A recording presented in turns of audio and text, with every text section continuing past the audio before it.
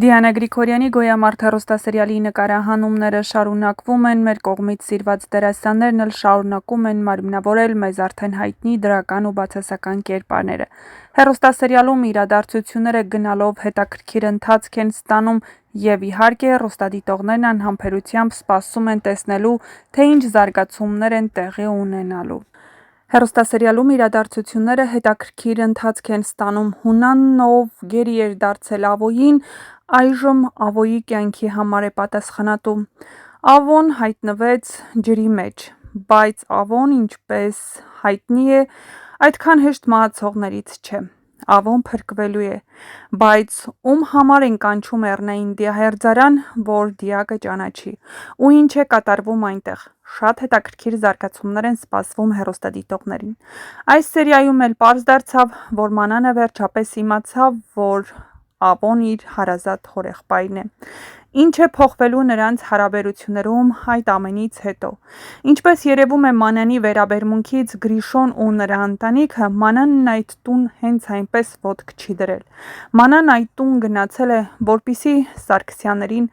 գոնե մի քիչ ապահովության զգացողություն պարգևի, պաշտպանի մակունցներից, բայց արդյոք կհաջողվի Մանանին այդ ամենը։ Ինչ է սպասվում առաջիկա սերիաներում, շատ հետաքրքիր է լինելու, այնպես որ միացեք մեր ալիքին, որպեսզի բաց չթողնեք ամենահետաքրքիր գաղտնիքների բացահայտման մասին առաջին հնարավորությունը։ Չմոռանաք նաև տեսանյութի մեկնաբանություններ բաժնում գրել ձեր կարծիքը, արդյոք Ավոն կփրկվի, թե ոչ։ Շատ հեռուստադիտողներ կարծում են, որ Ավոյի մահը սերիալին օգուտ չի տա, հակառակը։ Նրա կերպարը, խաղը ամեն ինչ անում են, որպեսզի Ավոն լիարժեք ներկայանա հեռուստադիտողին, և այդ դերասանը Նիկոլայ Եղիազարյանն է, ում խաղը հիացնում ու հիացմունքի է արժանացնում։ Նենց հաճելի զբոսնելու եղանակ ա, դուրս եկեք տնից, շատ ըտիր եղանակ ա, քանի անձև չի եկել, վայելեք։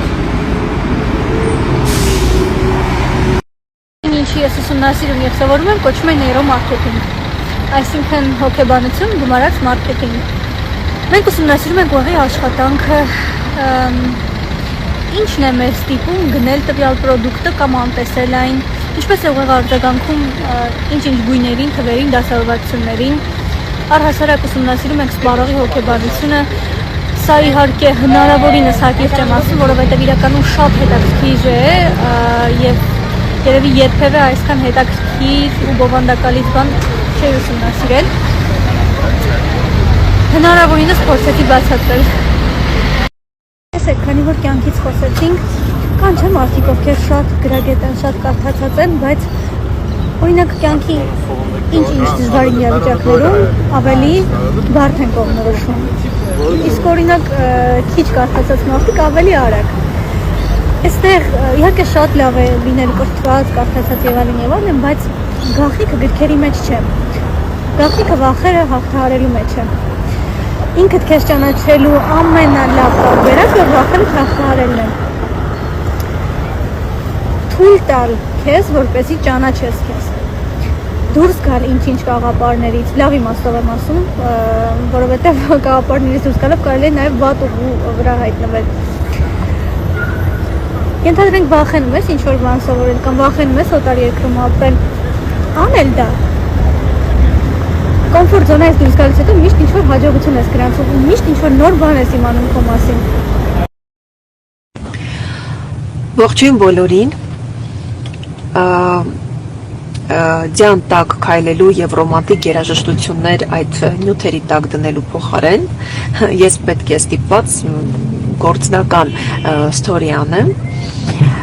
որովհետև այն ամենը անելու ժամանակ չունեմ։ Ուրեմն ես ուզում եմ ասել հետևյալը, հարգելիներս, եթե ես որևէ հոդվածի, որևէ նյութի չեմ անդրադառնում,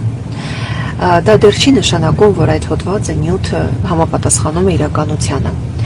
Եթե ես չեմ հերքում, չեմ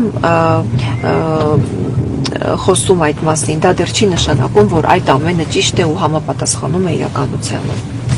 Ես հասկացել եմ մի բան, որ այս կյանքում արհամարանքը այլևս չի դիտվում իբրև պարզապես վերևից